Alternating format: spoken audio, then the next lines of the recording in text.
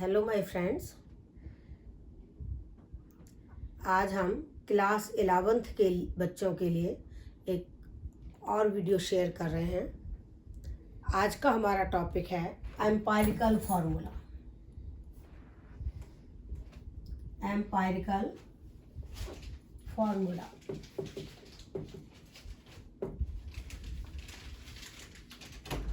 आज हम आपको 3 तरह के फार्मूले होते हैं: empirical formula, molecular formula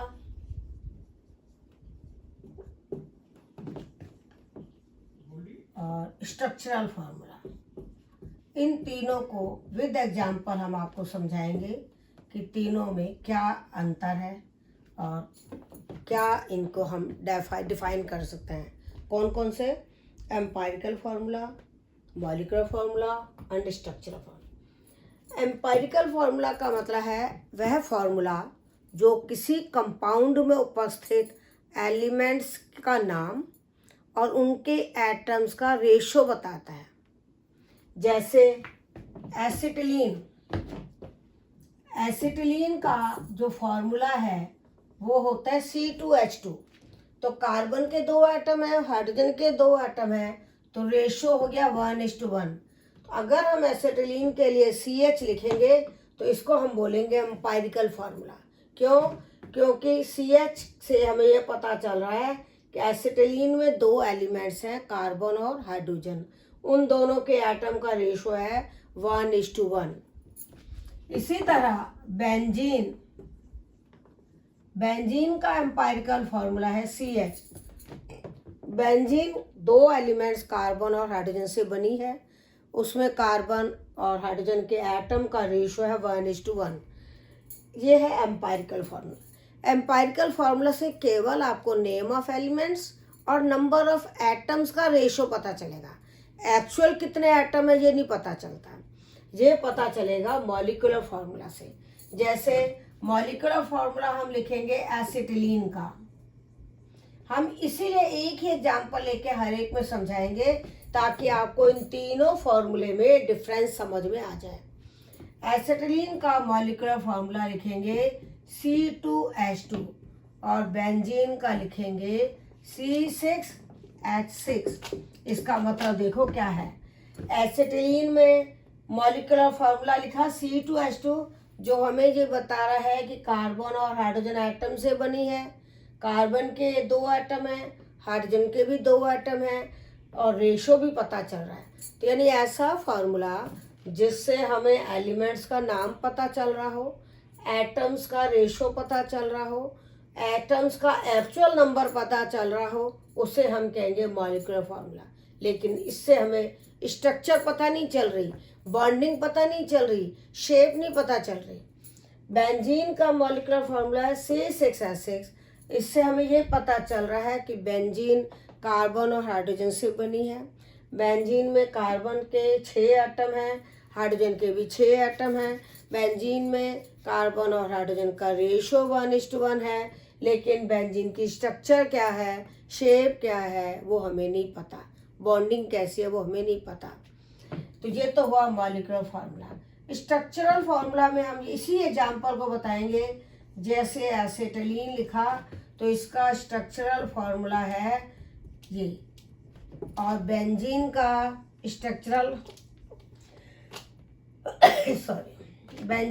structural formula है ये वाला।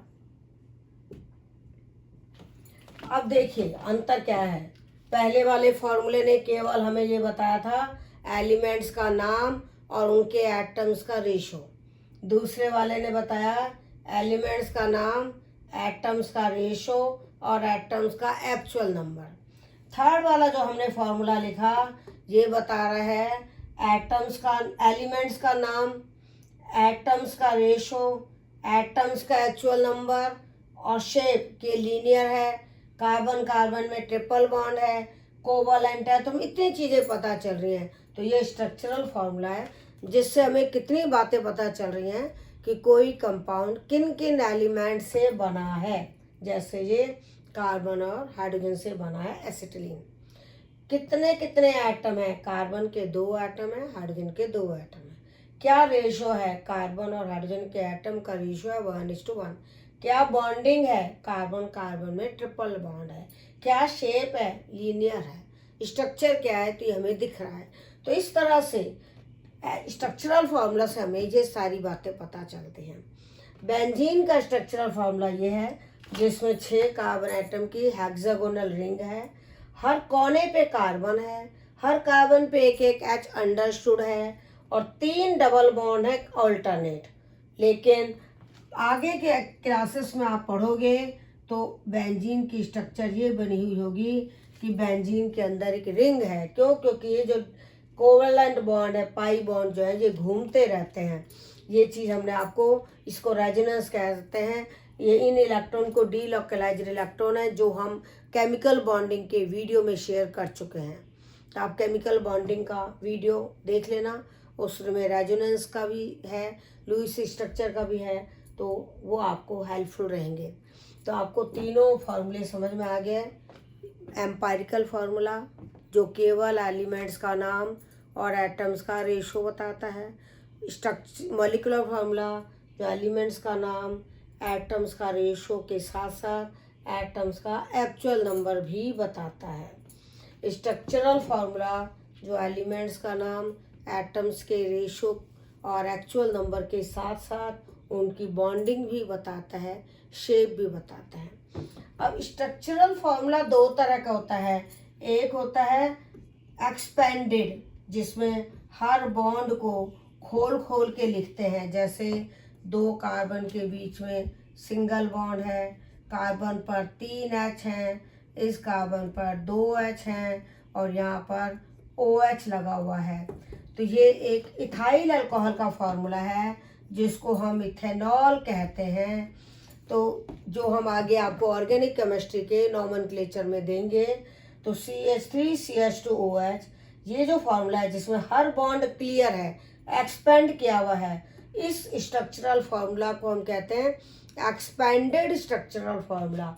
और इसको कहते हैं वो ग्रुप्स बनाए हुए हैं। CH3 एक ग्रुप है, CH2 एक ग्रुप है, OH एक ग्रुप है। तो जब हम इसको ऐसे ग्रुप्स में लिखते हैं तो इसको कहते हैं कंडेंस्ड स्ट्रक्चरल फार्मूला। तो ये तो है कंडेंस्ड स्ट्रक्चरल फार्मूला, ये है एक्सपेंडेड स्ट्रक्चरल फार्मूला। और C2H6O लिखेंगे, C2H6O ये मॉलिक्यूलर फार्मूला, C2H6O ये मॉलिक्यूलर फार्मूला है, जिसमें ये पता चल रहा है कार्बन के 2 एटम हैं, हाइड्रोजन के 6 एटम हैं, ऑक्सीजन का 1 एटम है। और अगर CH3CH2OH को आप ऐसे लिख दो C2H5OH, इसको भी कंडेंस्ड फार्मूला कहेंगे। तो ये कंडेंस्ड स्ट्रक्चरल फार्मूला है, ये भी कंडेंस्ड स्ट्रक्चरल फार्मूला है, ये एक्सपेंडेड फार्मूला है। C2H6O मॉलिक्यूलर फार्मूला है, क्योंकि ये स्ट्रक्चरल फार्मूला नहीं है। C2 क्योंकि ऑर्गेनिक केमिस्ट्री में जब आप आगे के वीडियो में शेयर करूंगी, पढ़ोगे कि आइसोमेरिज्म फिनोमिना होता है, उसमें एक फार्मूला के 2 बन जाते हैं। जैसे C2H6O है, C2H6O, इसका एक तो ये बन सकता है C2H5OH और एक ये बन सकता है CH3OCH3। है तो मॉलिक्यूलर फार्मूला दोनों का सेम, मॉलिक्यूलर फार्मूला तो सेम है, लेकिन इसमें OH ग्रुप है, इसमें O ग्रुप है। ये अल्कोहल है या ईथर है, तो इनकी प्रॉपर्टीज डिफरेंट होती हैं। तो ये हम आइसोमर्स में पढ़ेंगे कि ये दोनों एक दूसरे के आइसोमर्स हैं, यानी having same molecular formula but different properties, उनको कहते हैं आइसोमर्स। तो वो अलग चीज हो गई। इसलिए ऑर्गेनिक केमिस्ट्री में अगर तुमने ऐसे लिखा C2H6O, इसको ओनली मॉलिक्यूलर फार्मूला कहोगे, स्ट्रक्चरल फार्मूला नहीं कहोगे। स्ट्रक्चरल फार्मूला या तो ये होगा या ये होगा। फिर इनके हर बॉन्ड को खोल के लिखोगे तो एक्सपेंडेड बोलोगे। क्या बोलोगे? Expanded structural formula. तो ये आपको क्लियर हो गया होगा।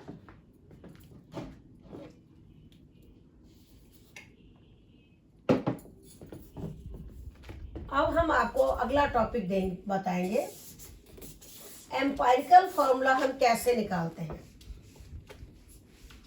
क्योंकि आपके इसमें न्यूमेरिकल आते हैं। एम्पायरिकल फार्मूला निकालो या मॉलिक्यूलर फार्मूला निकालो। हमने empirical formula, molecular formula, structural formula का मतलब तो बता दिया। अब एम्पायरिकल फार्मूला हम कैसे निकालते हैं उसके लिए हम आपको पहले कुछ पॉइंट्स बता देते हैं कि एम्पायरिकल फार्मूला के लिए परसेंटेज ऑफ एलिमेंट दी हुई होगी। परसेंटेज ऑफ एलिमेंट्स या तो दे रखी होगी, नहीं दे रखी होगी तो आपको परसेंटेज निकालनी होगी डाटा से। फिर उस परसेंटेज को एटॉमिक वेट से डिवाइड करोगे तो यहाँ पे कोई नंबर आएगा। फिर उस नंबर का रेशो निकालोगे।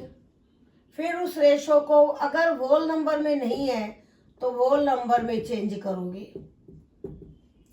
अगर आपने रेशो निकाल लिया और वो रेशो आया कि कार्बन तो आया 2, हाइड्रोजन आया 6, ऑक्सीजन आया 1, तो आप क्या लिखोगे?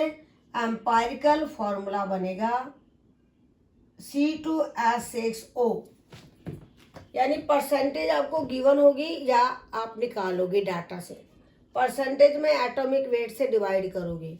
फिर वो जो 3-4 नंबर होंगे उनको आपस में रेशियो निकालोगे। फिर होल नंबर में अगर नहीं हुआ, कोई 1.5 है तो सबको 2 से गुणा कर दोगे, 1.3 आ रहा है तो सबको 3 से गुणा कर दोगे। फिर जब होल नंबर रेशो आ गया तो फिर आप एलिमेंट का सिंबल लिखोगे, नीचे उसका नंबर लिखोगे। इस तरह से कार्बन का 2, हाइड्रोजन का 6, ऑक्सीजन। तो ये कहलाता है एम्पायरिकल फॉर्मूला। क्या कहलाएगा? Empirical formula. उसके बाद इसका वेट निकालते हैं। एम्पायरिकल फार्मूला का वेट उसी तरह निकलता है जैसे हमने मॉलिक्यूलर वेट निकालना बताया है कि कार्बन 2 है तो 2 × 12, हाइड्रोजन 6 है 6 × 1, ऑक्सीजन 1 है 16। इन सबको ऐड कर दो तो हो जाएगा एम्पायरिकल फार्मूला वेट। एक होता है वेपर डेंसिटी गिवन होती है। वेपर डेंसिटी अगर गिवन हो तो आप मॉलिक्यूलर वेट निकाल सकते हो।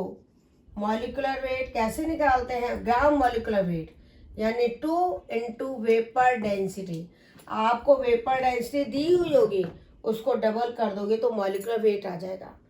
फिर क्या होता है, ये हमने आपको एक पॉइंट वो बताए हैं कि एम्पायरिकल फार्मूला अगर निकालना हो, न्यूमेरिकल करना हो तो आपको ये करना पड़ेगा। तो हम अभी आपको एक एग्जाम्पल लेके न्यूमेरिकल भी करके बताएंगे, पर पहले आप इसके रूल्स देख लो कि जब आपने एम्पायरिकल फार्मूला निकाल लिया और उसका वेट आ गया, मॉलिक्यूलर वेट आपने वेपर डेंसिटी को डबल करके निकाल लिया तो एक n नंबर निकलेगा जिसमें ऊपर तो मॉलिक्यूलर वेट लोगे और नीचे एम्पायरिकल फार्मूला वेट लोगे। ऊपर तो क्या लोगे? मॉलिक्यूलर वेट जो ये वाला है, नीचे क्या लोगे? एम्पायरिकल फार्मूला वेट जो ये है। अब मान लो n1 आ गया तो आप मॉलिक्यूलर फार्मूला लिखोगे। Molecular formula empirical formula whole n, empirical formula whole n, मतलब जो मॉलिक्यूलर फार्मूला है वो एम्पायरिकल फार्मूला को n से मल्टीप्लाई करने पर आता है। और n हमने कैसे निकाला? Molecular weight upon empirical formula weight, तो n हमारा 1 आया। इसका मतलब जो एम्पायरिकल फार्मूला था उसी को हम मॉलिक्यूलर फार्मूला भी लिखेंगे।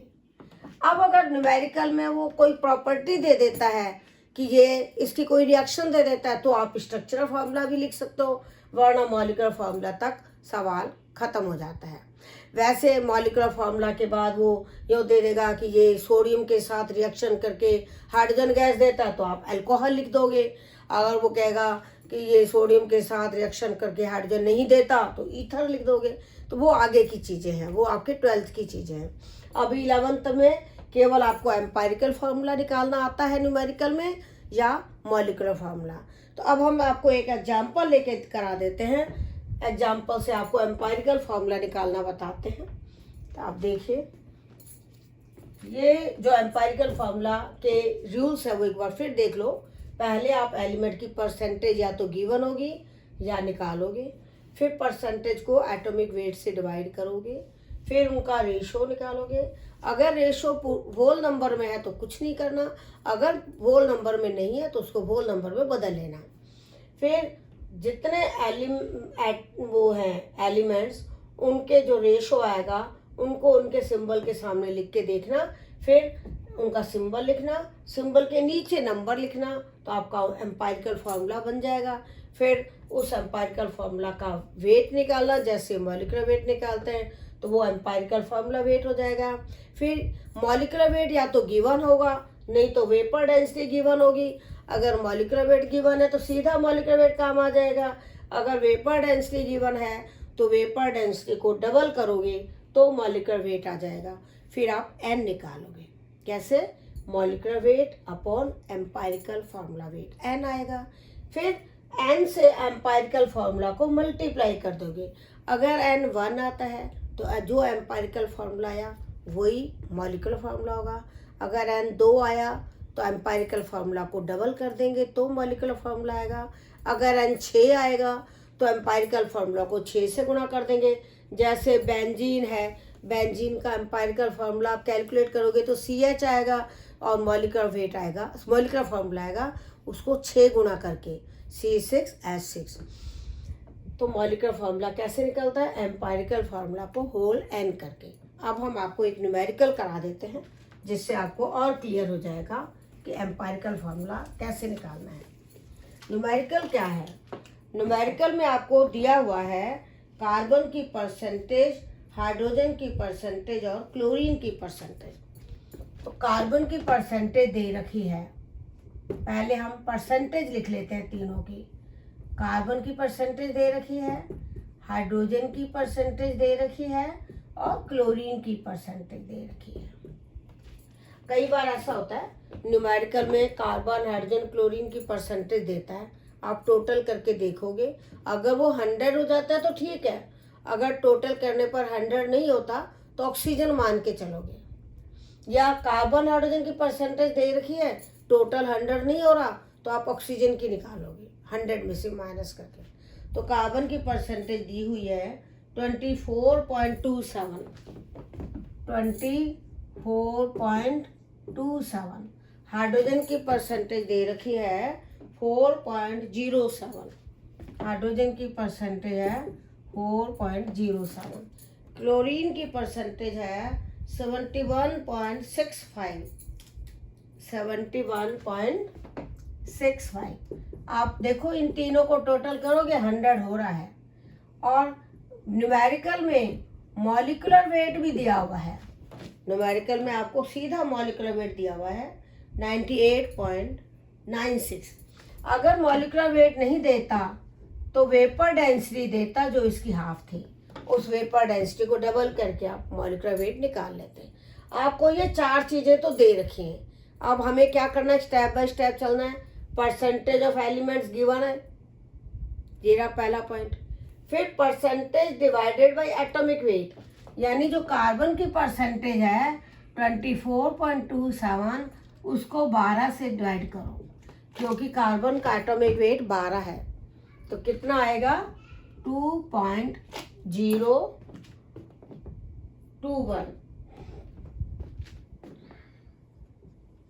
अब हाइड्रोजन की परसेंटेज है 4.07, 1 से डिवाइड करो क्योंकि हाइड्रोजन का एटॉमिक वेट 1 होता है।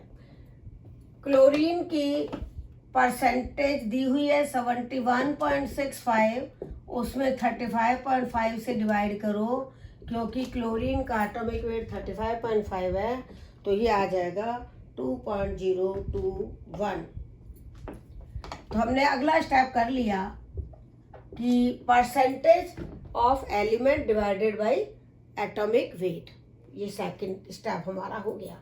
हमने इसीलिए ये स्टेप अभी हटाए नहीं क्योंकि आपको इस न्यूमेरिकल को हल करना है तो आपको स्टेप बाय स्टेप चलना है। पहले परसेंटेज गिवन थी, परसेंटेज को एटॉमिक वेट से डिवाइड किया तो ये आ गया। अब आप रेशो निकालोगे तो कार्बन, हाइड्रोजन और ऑक्सीजन का रेशो आएगा। कैसे? कार्बन का तो है 2.021, हाइड्रोजन का है 4.07, ऑक्सीजन का है 2.021। तो आप 2.021 से डिवाइड करोगे तो कार्बन तो 1 हो जाएगा, हाइड्रोजन 2 हो जाएगा, ऑक्सीजन नहीं है ये, क्लोरीन है, क्लोरीन 1 हो जाएगा। तो आपका ये वाला स्टेप आ गया, रेशो निकल गया 1:2:1। रेशो निकलने के बाद हमने आपसे कहा था वोल नंबर में चेंज करना, ये ऑलरेडी वोल नंबर में है। फिर आपने कहा था सिंबल लिखना, तो कार्बन का सिंबल लिखेंगे तो उसके नीचे 1 लगाएंगे। 1 को हम लगाते ही नहीं है, 1 को हम कभी लिखते ही नहीं है। H का सिंबल लिखेंगे, उसके नीचे हम 2 लगाएंगे क्योंकि हाइड्रोजन 2 हैं। फिर क्लोरीन लिखेंगे, उसके नीचे हम 1 मान अंडरस्टूड है, लिखेंगे नहीं। तो ये एम्पायरिकल फार्मूला आ गया CH2Cl। अब इसका एम्पायरिकल फार्मूला मास निकालना, कार्बन का 12 है, हाइड्रोजन का 2 है, क्लोरीन का 35.5 है, तो ये टोटल कर लो 49.5 हो जाएगा। एम्पायरिकल फार्मूला मास निकला 49.5। यहाँ तक आपका हो गया। तो हमने एम्पायरिकल फार्मूला निकाला था, उसके बाद उसका वेट निकाल दिया। फिर आपको गिवन है मॉलिक्यूलर वेट। तो जब मॉलिक्यूलर वेट गिवन है तो उस मॉलिक्यूलर वेट में एम्पायरिकल फार्मूला वेट का भाग दोगे तो n आ जाएगा, 2 आएगा। n कितना आया? 2। हमने वही स्टेप्स चले जो हमने ऊपर आपको बताए हैं कि पहले परसेंटेज दी हुई थी, उस परसेंटेज को एटॉमिक वेट से डिवाइड किया, ये सेकंड स्टेप हो गया। फिर हमने इनका रेशो निकाला, ये थर्ड स्टेप हो गया। फोर्थ स्टेप हमें ज़रूरत नहीं पड़ी क्योंकि ratio was already in whole number. फिर हमने एम्पायरिकल फार्मूला लिखा, फिफ्थ स्टेप। फिर सिक्स्थ स्टेप में हमने एम्पायरिकल फार्मूला मास निकाला। Seventh step molecular weight was given. अगर मॉलिक्यूलर वेट गिवन नहीं होता तो हम 2 × वेपर डेंसिटी करके मॉलिक्यूलर वेट निकाल लेते हैं। अब molecular weight divided by empirical formula weight, तो आपका n नंबर आ जाएगा जो हम पहले मिटा चुके हैं। अब n जो आया वो 2 है, तो आप एम्पायरिकल फार्मूला जो था CH2Cl उसको 2 से मल्टीप्लाई कर दो, C2H4Cl2। ये आया मॉलिक्यूलर फार्मूला। यहीं तक है। आगे अगर वो कहेगा स्ट्रक्चरल फार्मूला निकालो तो फिर हम स्ट्रक्चरल फार्मूला बनाएंगे, लेकिन उससे स्ट्रक्चरल फार्मूला अभी पूछा नहीं है। तो अब मुझे उम्मीद है कि आपको एम्पायरिकल फार्मूला निकालना क्लियर हो गया होगा। एक बार मैं आपको पॉइंट्स दोबारा बताती हूँ कि एलिमेंट्स की एम्पायरिकल फार्मूला क्या है, ये हम बता चुके हैं, जो रेशो बता रहा है। और एम्पायरिकल फार्मूला के लिए पहले वो परसेंटेज ऑफ एलिमेंट देगा, नहीं तो डाटा देगा जिससे आपको परसेंटेज ऑफ एलिमेंट निकालनी है। परसेंटेज को डिवाइड करोगे एटॉमिक वेट से, वो हमारा ये हो गया। फिर उनका रेशो निकालोगे, तीनों का रेशो अगर होल नंबर में आता है तो कोई कुछ नहीं करना। अगर रेशो होल नंबर में नहीं आता तो 2 या 3 से गुणा करके होल नंबर में बदलना है। फिर हम एम्पायरिकल फार्मूला लिखेंगे जिसमें एलिमेंट का सिंबल होगा, सिंबल के नीचे उसका नंबर होगा। 1 नंबर कभी नहीं लिखते, 2, 3, 4 जो भी है वो लिखेंगे। फिर एम्पायरिकल फार्मूला का मास निकालेंगे, जैसे हमने आपको मॉलिक्यूलर वेट मास निकालना सिखाया था पहले वाले वीडियो में। एम्पायरिकल फार्मूला मास निकला। फिर मॉलिक्यूलर वेट या तो आपको गिवन होगा जैसा कि इस केस में, अगर गिवन नहीं हो तो वेपर डेंसिटी गिवन होगी जिसको डबल करके आप मॉलिक्यूलर वेट निकालोगे। फिर मॉलिक्यूलर वेट में एम्पायरिकल फार्मूला वेट का भाग दोगे, n आ जाएगा। n से आप मॉलिक्यूलर फार्मूला एम्पायरिकल फार्मूला को मल्टीप्लाई करोगे, n से एम्पायरिकल फार्मूला को मल्टीप्लाई करोगे। जैसे इसमें n2 आया और एम्पायरिकल फार्मूला CH2Cl आया तो ये डबल हो जाएगा C2H4Cl2। ये एम्पायरिकल फार्मूला से क्या बना, मॉलिक्यूलर फार्मूला। आगे वो कहेगा स्ट्रक्चरल फार्मूला लिखो, तब आप स्ट्रक्चरल फार्मूला लिखोगे जो आप ऑर्गेनिक केमिस्ट्री में पढ़ोगे। धन्यवाद।